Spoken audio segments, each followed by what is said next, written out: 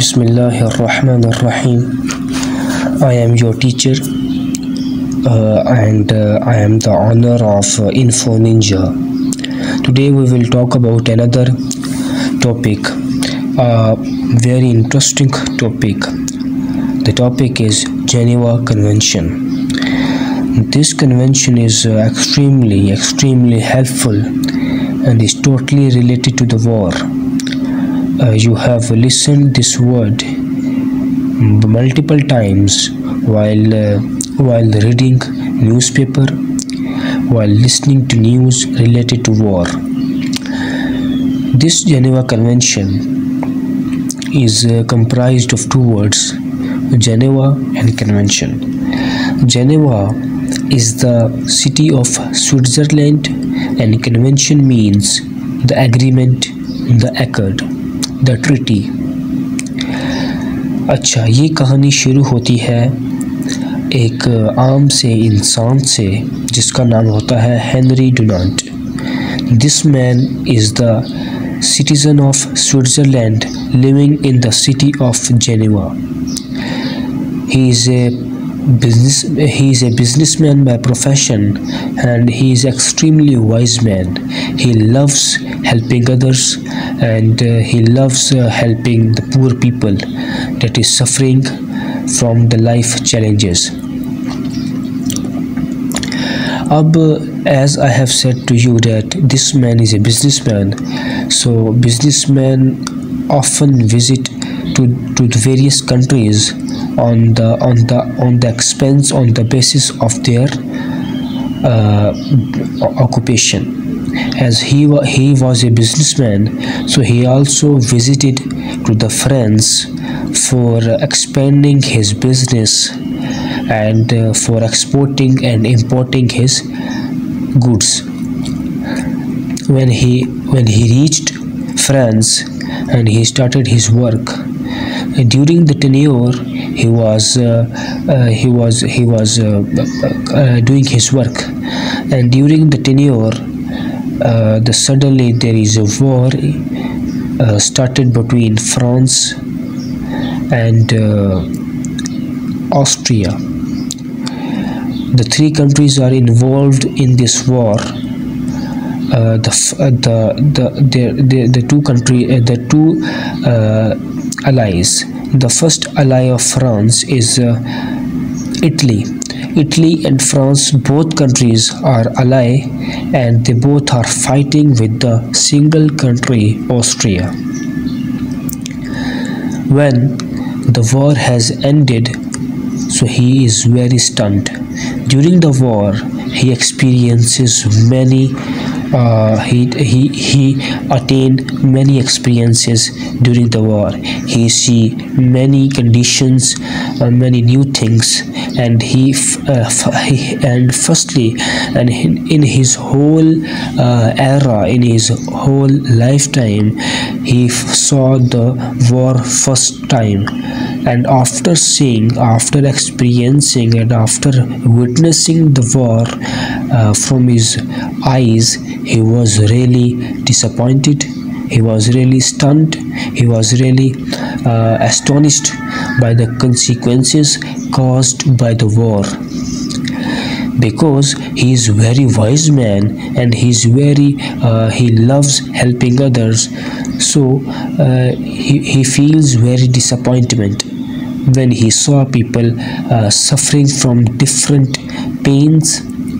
ठीक है, the people are wrapped in blood. ठीक है, some people lose their eyes. Some people have no legs, have no arms. Some people are begging for their existence. After the war, he went back to his city, Geneva, and after reaching the Geneva, he wrote a book. Named as A Memory of Solferino. As this war is also called the Battle of Solferino, so he wrote that book in the memory of in the memory of Solferino. In that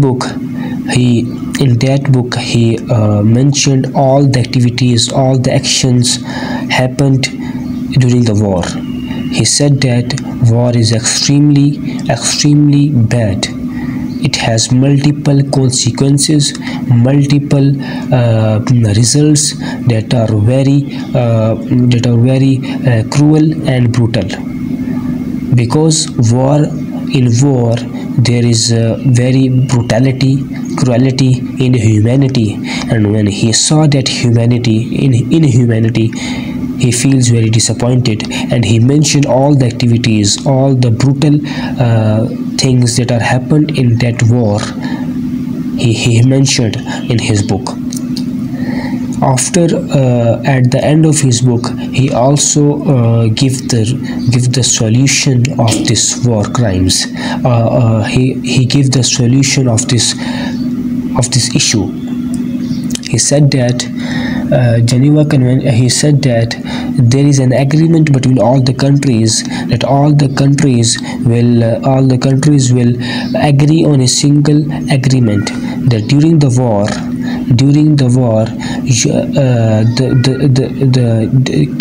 war के दौरान कोई भी शख्स, ठीक है, कोई भी शख्स जो कि वॉर के दौरान लड़ रहा होगा, ठीक है, अगर उसका ओपोनेंट कमज़ोर हो गया या उसका ओपोनेंट वॉर के बाद अगर कोई ओपोनेंट सोल्जर वाउंडेड है, उसे चोटें आई हुई हैं, तो दूसरे जो दूसरा कंट्री है जो जंग के अंदर था, एक तो ओपोनेंट था ना, और दूसरा कंट्री जो उसके साथ लड़ रहा था, उसके ऊपर यह फ़र्ज़ है कि वे उस सोल्जर की जान बचाए। द सेकंड थिंग उसने जो अपने बुक के अंदर लिखी, उसने कहा कि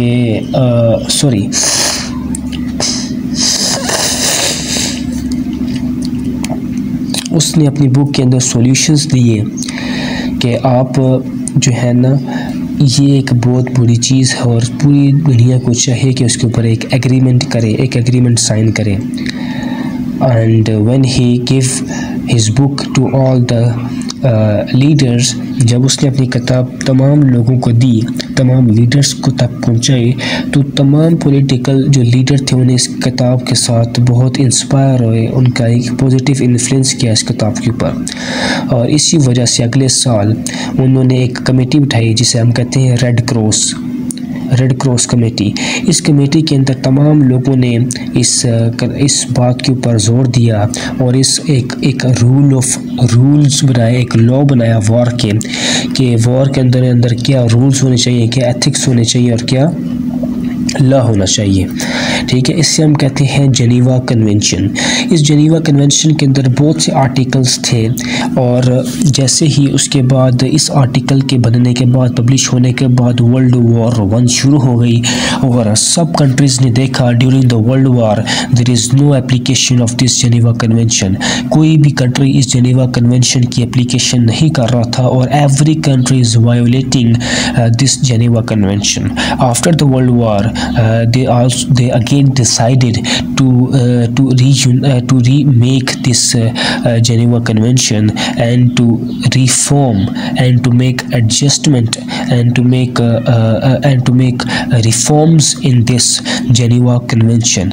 So World War 1 के बाद उन्होंने थोड़े से दोबारा रिफॉर्म्स किए, हर आर्टिकल को एक्सपेंड किया और उसके बाद वर्ल्ड वॉर 2 हुई। वर्ल्ड वॉर 2 के बाद भी लोगों ने देखा कि इसका इतना एप्लीकेशन नहीं था जितना होना चाहिए, ठीक है।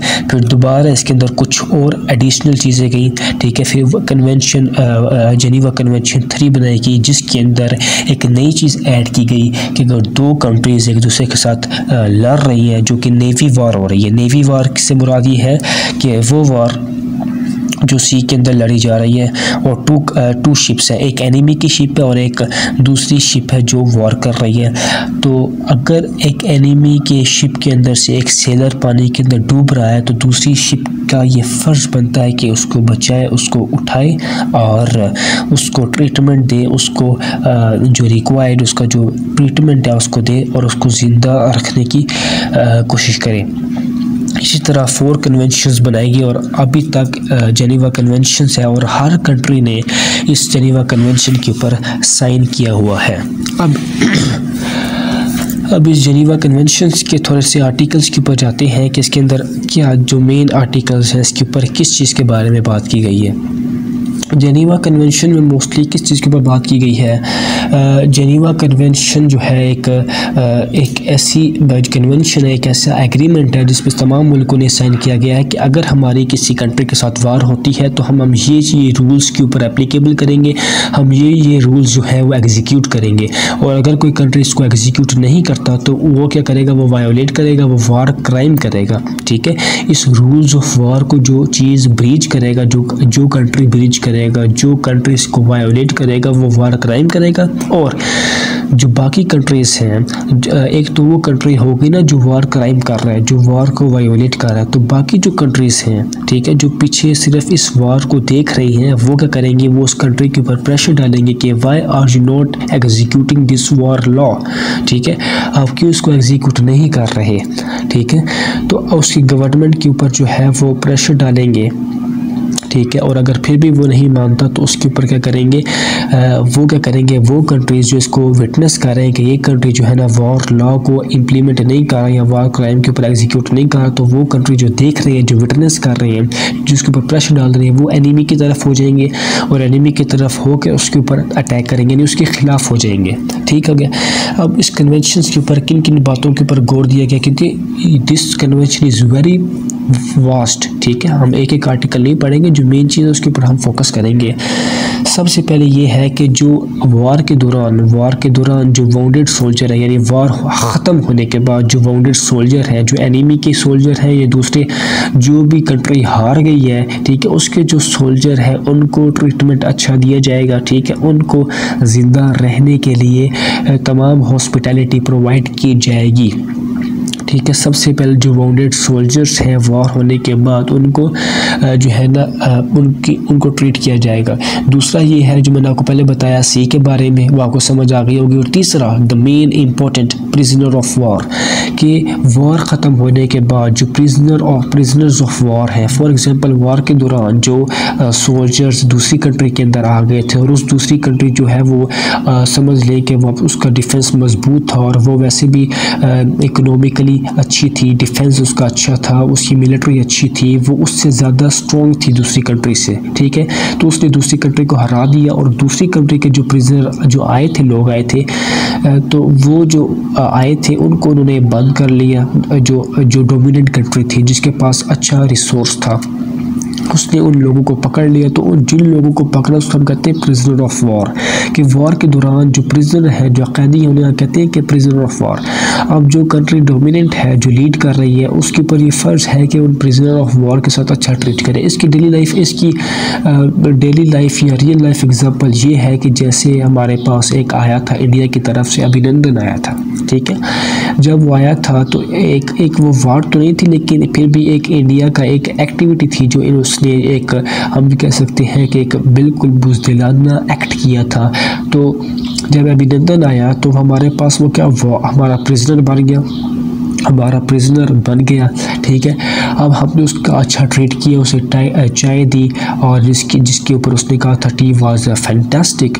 ठीक है, तो हमने उसके साथ अच्छा ट्रीट किया, उसको अच्छी हॉस्पिटैलिटी प्रोवाइड की, because we are executing the Geneva convention. क्योंकि ये जेनीवा कन्वेंशन के अंदर लिखा हुआ था कि अगर आपके पास कोई प्रिजनर ऑफ वार आ जाए तो आप उसको अच्छा वेल ट्रीट करेंगे। ठीक हो गया, पहली चीज़। अच्छा, उसके बाद आता है हमारे पास प्रोटेक्टिंग सिविलियंस ड्यूरिंग वॉर।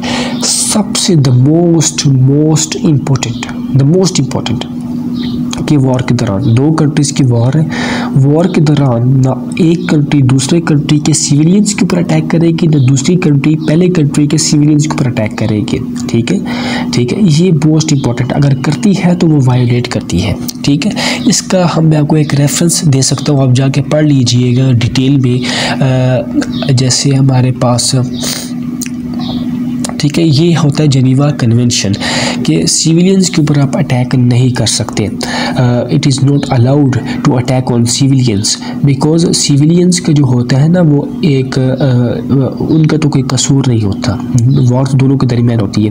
अच्छा, इसका मैं आपको एक रेफरेंस भी दे दूंगा because I was watching a series named at Kurulus Osman, तो मैं उसका आपको एक रेफरेंस देता हूँ, आप ज़रूर देखिएगा वो वीडियो। The reference is Kurulus Osman channel का नाम ये है Kurulus Osman Urdu by ATV season 3 episode 171। ठीक है, एपिसोड 171 सीज़न 3 किस चैनल के ऊपर अपलोड है?